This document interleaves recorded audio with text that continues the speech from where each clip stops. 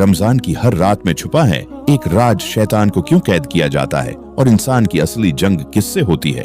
आइए इस रहस्यमयी कहानी में कदम रखते हैं। रमजान इस्लाम का सबसे मुकद्दस महीना है। ये महीना इबादत, सब्र, रोजा और आत्मशुद्धि का महीना माना जाता है। मुसलमान सुबह से शाम तक भूखे प्यासे रहकर रोजा रखते हैं और अल्लाह की इबादत में समय बिताते हैं। इस महीने के बारे में मशहूर हदीस है कि जब रमजान आता है तो जन्नत के दरवाजे खोल दिए जाते हैं, जहन्नम के दरवाजे बंद कर दिए जाते हैं और शैतानों को कैद कर दिया जाता है। ये बात सहीह अल बुखारी और सहीह मुस्लिम में मिलती है। लेकिन सवाल ये उठता है, अगर शैतान कैद कर दिया जाता है तो फिर लोग गुनाह क्यों करते हैं? यही सवाल हमारी इस पूरी कहानी का आधार है।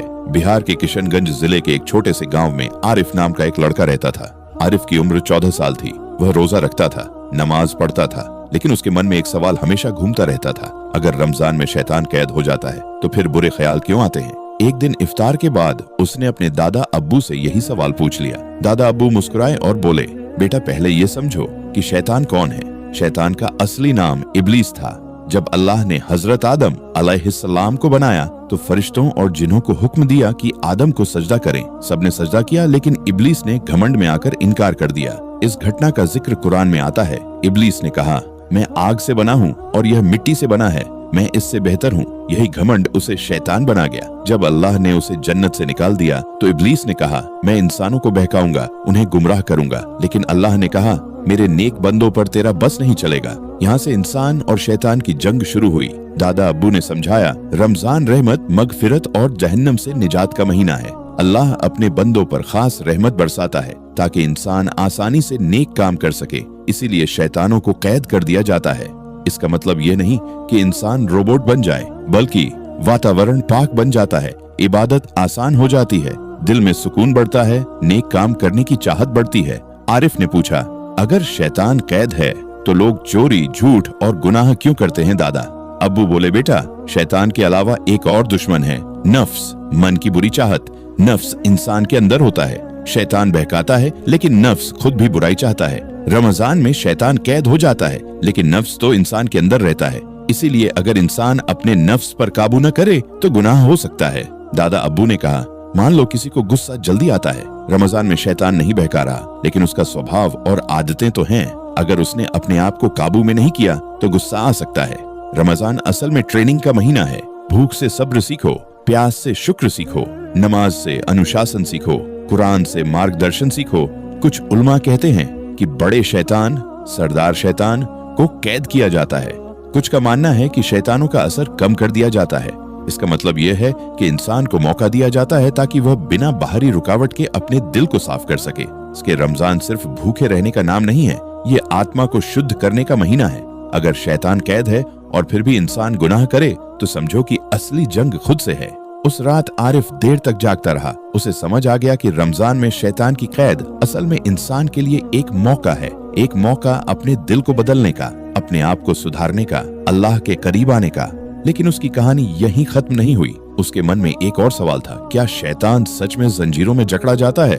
और अगर हाँ तो कहाँ? क्या सच में रमजान की पहली रात को शैतान जंजीरों में जकड़ दिया जाता है? और अगर हाँ तो वह कैद कहाँ होती है, जमीन पर या किसी और दुनिया में? पिछली रात की बात आरिफ के दिल में घूम रही थी।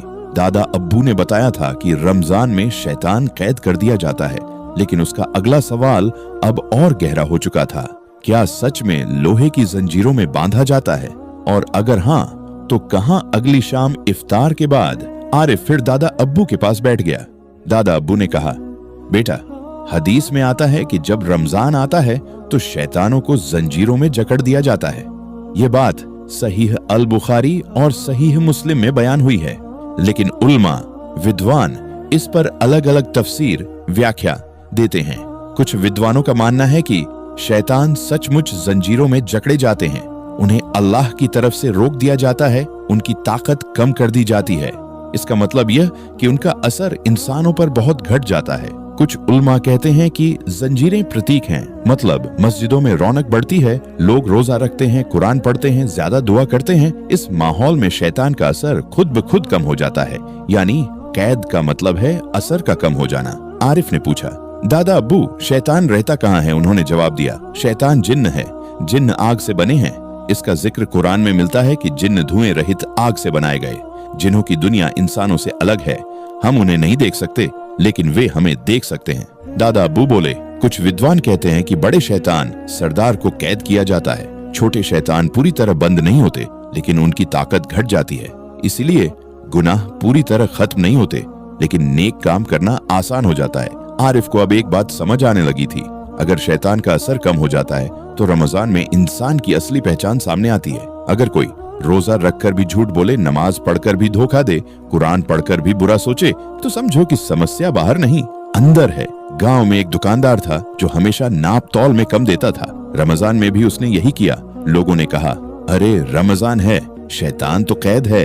लेकिन दुकानदार बोला, आदत है। यही दादा अब्बू ने समझाया, बेटा आदतें नफ्स से बनती हैं। शैतान बहकाता है, लेकिन आदत इंसान खुद बनाता है। रमजान असल में एक आध्यात्मिक सफाई अभियान है। भूख दिल को नरम बनाती है, प्यास इंसान को कमजोर बनाकर अल्लाह पर निर्भर बनाती है।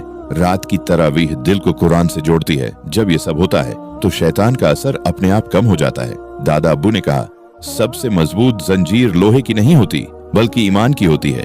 जब इंसान सच्ची तौबा करता है, अपने गुनाहों पर शर्मिंदा होता है, अल्लाह से माफी मांगता है, तो उसका दिल खुद शैतान के खिलाफ मजबूत हो जाता है।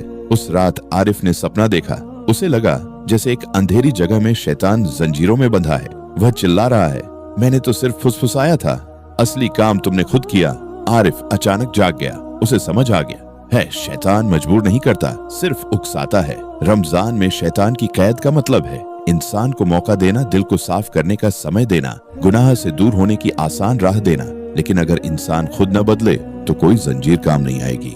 अब आरिफ के मन में नया सवाल उठा, अगर रमजान में शैतान कैद होता है तो क्या ईद के बाद वह फिर आजाद हो जाता है? और तब क्या होता है, ईद की चांद रात क्या उसी पल शैतान फिर आजाद हो जाता है? और अगर हाँ, तो इंसान की नई जंग कैसे शुरू होती है? किशनगंज के उस छोटे से गांव में चांद दिखने की खबर फैल चुकी थी। मस्जिदों से ऐलान हुआ, कल ईद है। बच्चे खुश थे, बाजारों में रौनक थी और घरों में सेवियां बन रही थीं।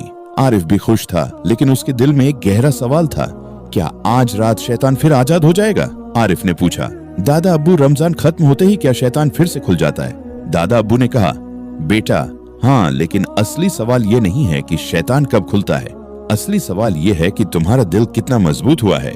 दादा अब्बू ने समझाया, रमजान 30 दिन की आध्यात्मिक ट्रेनिंग है। जैसे सैनिक युद्ध से पहले प्रशिक्षण लेते हैं, वैसे ही मुसलमान रमजान में अपने नफ्स और शैतान के खिलाफ मजबूत बनते हैं। इस महीने में रोजा सब्र सिखाता है, तरावीह अनुशासन सिखाती है, कुरान मार्गदर्शन देता है, सदका दिल को नरम बनाता है। अगर इंसान ने इन 30 दिनों में खुद को सुधारा तो शैतान की वापसी भी उसे ज्यादा नुकसान नहीं पहुंचा सकती। ईद की सुबह आई, नमाज पढ़ी गई, गले मिलना हुआ, लेकिन उसी दिन आरिफ ने देखा कि कुछ लोग फिर झगड़ने लगे, कुछ लोग फिर गुस्सा करने लगे। वह सोच में पड़ गया, क्या शैतान सच में लौट आया? दादा अब्बू बोले, बेटा शैतान का काम हमेशा फुसफुसाना है, वह मजबूर नहीं करता। रमजान में उसका असर कम हो जाता है, लेकिन इंसान अगर अपनी आदतें नहीं बदलता तो ईद के बाद वही पुरानी जिंदगी शुरू हो जाती है। कुरान में नफ्स का जिक्र मिलता है। नफ्स इंसान के अंदर की चाहत है। दादा अब्बू बोले, अगर रमजान में तुमने नफ्स पर काबू नहीं पाया तो शैतान के लौटने पर वह फिर से मजबूत हो जाएगा। ईद के तीसरे दिन आरिफ के दोस्त ने उसे कहा, चलो स्कूल से छुट्टी है, आज थोड़ा मजाक करते हैं। वह मजाक धीरे धीरे शरारत में बदल गया। आरिफ के मन में ख्याल आया, कोई नहीं देख रहा, लेकिन तुरंत उसे रमजान की रातें याद आईं। उसने सोचा, अगर मैंने 30 दिन सब्र किया तो अब क्यों हार जाऊं? वह पीछे हट गया। दादा अब्बू ने कहा, रमजान की असली जीत ईद के बाद दिखती है। अगर नमाज जारी रहे, झूठ कम हो जाए, गुस्सा कम हो जाए, दिल साफ रहे, तो समझो रमजान कामयाब हुआ। अगर सब कुछ पहले जैसा हो जाए, सीखा तो समझो हमने सिर्फ भूख सही, सबक नहीं सीखा। दादा अब्बू ने बताया, शैतान सीधे बुराई नहीं सिखाता, वह धीरे धीरे आदतें बनवाता है। जैसे बस आज झूठ बोल दो, बस आज नमाज छोड़ दो, बस आज गुस्सा कर लो, धीरे धीरे यही बस आज आदत बन जाता है। आरिफ ने पूछा, तो दादा अब्बू हम क्या करें? उन्होंने कहा, रोज थोड़ा कुरान पढ़ो, 5 नमाज कायम रखो, हर दिन खुद का हिसाब लो, अच्छे दोस्तों का साथ रखो, रमजान की रोशनी दिल में बचा कर रखो। उस रात आरिफ ने फिर सपना देखा। इस बार शैतान खुला था, लेकिन कमजोर लग रहा था। वह कह रहा था, तुमने अपने दिल को मजबूत कर लिया है, अब मैं कुछ नहीं कर सकता। आरिफ मुस्कुराया। दादा अब्बू ने अंतिम बात कही, बेटा शैतान की असली कैद बाहर नहीं तुम्हारे दिल में है। अगर तुम्हारा ईमान मजबूत है तो शैतान खुद ब खुद कैद हो जाता है। अब आरिफ बड़ा हो रहा था। उसके मन में आखिरी सवाल बचा था, अगर शैतान की असली कैद दिल में है तो क्या इंसान खुद अपने शैतान को हमेशा के लिए हरा सकता? क्या इंसान अपने दिल के शैतान को हमेशा के लिए हरा सकता है, या ये जंग जिंदगी भर चलती रहती है? समय बीत चुका था। किशनगंज का वही लड़का आरिफ अब बड़ा हो गया था, कॉलेज जाने लगा था, जिम्मेदारियां बढ़ गई थीं, लेकिन एक चीज नहीं बदली, उसके दिल में उठने वाला सवाल, क्या मैं अपने अंदर के शैतान को हमेशा के लिए हरा सकता हूं? एक दिन उसने फिर दादा अब्बू से पूछा। दादा अब्बू ने गहरी सांस ली और कहा, बेटा, ये जंग मौत तक चलती है।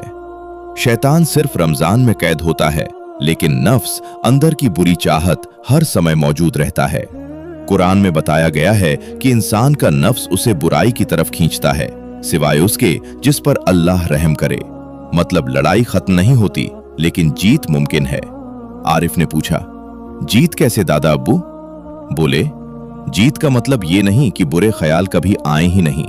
जीत का मतलब है जब बुरे ख्याल आए तो तुम उन्हें मानो मत। शैतान फुसफुसाता है, नफ्स चाहता है, लेकिन फैसला इंसान करता है। कॉलेज में एक दिन आरिफ को मौका मिला। कोई देख नहीं रहा था, वो गलत काम करके फायदा उठा सकता था। उसके मन में आवाज आई, कोई नहीं देखेगा। लेकिन उसी पल उसे रमजान की रातें याद आईं, तरावीह की आवाज, दादा अब्बू की बातें। उसने खुद से कहा, अल्लाह देख रहा है, और वो पीछे हट गया। दादा अब्बू ने समझाया, जब इंसान अकेले में भी गुनाह छोड़ दे है तो समझो शैतान हार गया। रमजान में शैतान की कैद असल में एक अभ्यास है, ताकि इंसान सीख सके कि वो खुद भी अपने दिल को मजबूत कर सकता है। सही मुस्लिम में आता है कि इंसान के दिल में ईमान बढ़ता घटता रहता है। अगर नमाज कायम रहे, कुरान से रिश्ता बना रहे, अच्छे लोगों की संगत रहे, तो ईमान मजबूत होता है।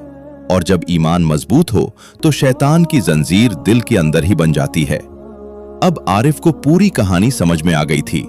रमजान में शैतान की कैद का मतलब है इंसान को मौका देना, दिल की सफाई करना, आदतें बदलना, नफ्स को काबू में लाना। अगर रमजान के बाद भी इंसान सुधर जाए तो समझो असली जीत हो गई। एक शाम दादा अब्बू बीमार थे। उन्होंने आरिफ का हाथ पकड़कर कहा, बेटा, याद रखना, शैतान से बड़ी ताकत तुम्हारे अंदर है, वह है तुम्हारा ईमान। कुछ महीनों बाद दादा अब्बू इस दुनिया से चले गए, लेकिन उनकी बातें आरिफ के दिल में जिंदा रहीं। कहानी का अंतिम संदेश आज आरिफ खुद बच्चों को समझाता है। रमजान में शैतान कैद होता है, लेकिन असली जंजीर तुम्हें खुद बनानी है। शैतान को हमेशा के लिए खत्म नहीं किया जा सकता, लेकिन उसे कमजोर किया जा सकता है। हर नमाज, हर तौबा, हर नेक काम एक नई जंजीर है। शैतान रमजान में कैद होता है ताकि इंसान को मौका मिले। गुनाह इसलिए होते हैं क्योंकि नफ्स मौजूद है। असली जीत ईद के बाद दिखती है। इंसान अगर चाहे तो अपने दिल में शैतान को कमजोर कर सकता है। पूरी कहानी का सार, रमजान एक स्कूल है, शैतान की कैद एक सुविधा है। नफ्स असली दुश्मन है, ईमान असली हथियार है, और इंसान अगर चाहे तो जीत सकता है।